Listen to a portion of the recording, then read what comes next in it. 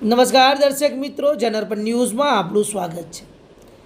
દર્શક મિત્રો, વડનામાં પોલીસને મળી ચોરીમાં ચોરને પકડવાની મોટી સફળતા। રામનાથ ગરફોડ ચોરીના આરોપીને ગણતરીના દિવસોમાં દબોચી લેતી વડનામાં પોલીસ સ્ટેશન હદ વિસ્તારમાં વડોદરાના રામનાથ ગામે તસ્કરોનો આતંક સામે આવતા રાત દિવસ એક કરીને અલગ અલગ ટીમ બનાવીને પોલીસે એકને દબોચી લીધો।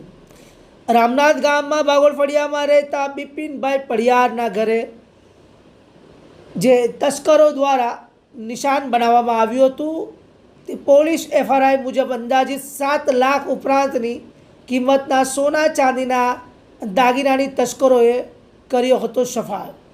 મકાન માલિક બહાર ગામ ગયા હતા તે સમયે બંધ મકાનનું દરવાજાનું લોક તોડી ઘરમાં તિજોરી તોડી સોના ચાંદીના દાગીનાનો તસ્કરોએ કર્યો હતો સફાયો। વરનામાં પોલીસ સ્ટેશનમાં મકાન માલિકે ફરિયાદ નોંધાવતા વરનામાં પોલીસ દ્વારા તસ્કરોની શોધખોળ હાથ ધરવામાં આવી હતી। ડોગ સ્ક્વોડ સહિત સર્વેલન્સ સીસીટીવી સહિતની મદદ લઈ તસ્કરોની શોધખોળ હાથ ધરી હતી। ચોરીના મુખ્ય આરોપી એક દિલાવરસિંહ ગોપાલસિંહ બાવરીને પોલીસે દબોચી લીધો હતો। દિલાવરસિંહ પર 14 જેટલી એફઆરઆઈ નોંધાયેલ। ગરફોડ સહિત ગંભીર ગુનાઓ 1 લાખ ઉપરની કિંમતનો મુદ્દામાલ આ આરોપી પાસેથી પોલીસે રિકવર કર્યો હતો। બીજા નંબરમાં ગુરસિંહ બાવરી તથા અન્ય તેના વિરુદ્ધમાં 5 ગુનાઓ નોંધાયેલા છે।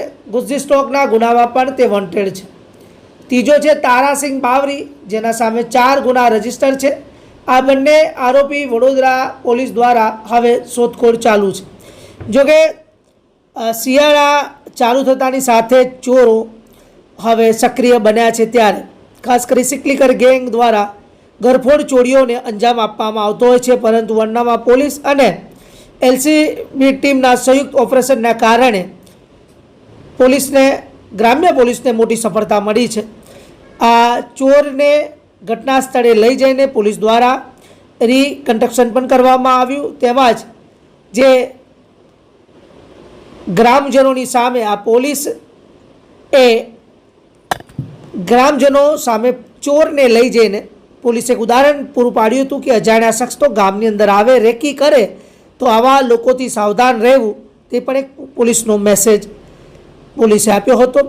તો આપણી આજુબાજુમાં પણ આવી કોઈ ગુનાહિત પ્રવૃત્તિ થાય અથવા કોઈ શંકાસ્પદ વ્યક્તિઓ તમને દેખાય તો તરત જ પોલીસને જાણ કરી અથવા જનરપન ન્યૂઝનો સંપર્ક કરો। તો આવા જ નવા સમાચાર જોવા માટે જોતા રહો જનરપન ન્યૂઝ। અમારી ચેનલને લાઈક કરો, શેર કરો, સબસ્ક્રાઈબ કરો। ધન્યવાદ। થોડાક દિવસ અગાઉ વડોદરા ગ્રામ્ય જિલ્લાના વરનામા પોલીસ સ્ટેશનની અંદર એક ગરફોડ ચોરીનો બનાવ બન્યો હતો, જેને અમે 472/2025ને એફઆઈઆર નંબર સાથે નોંધાયેલો હતો। આ ગરફોડ ચોરીની અંદર કુલ મિલાવીને 7,30,000 રૂપિયાના સોના ચાંદીના દાગીના અને બીજી વસ્તુઓ ચોરાયેલી હતી, અને આ ઘરનો તાલો તોડીને આ લોકોએ આ ગરફોડ કરી હતી।